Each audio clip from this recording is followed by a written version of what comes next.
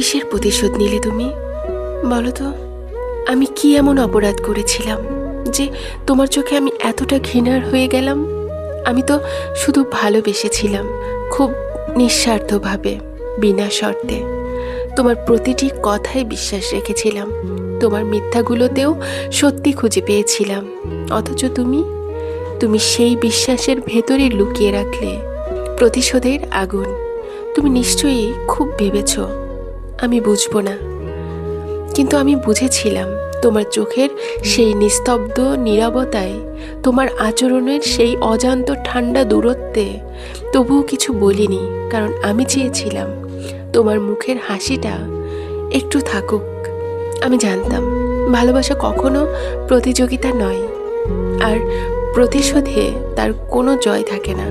কিন্তু তুমি প্রমাণ করলে মানুষ চাইলে ভালোবাসাকেও অস্ত্র বানাতে পারে।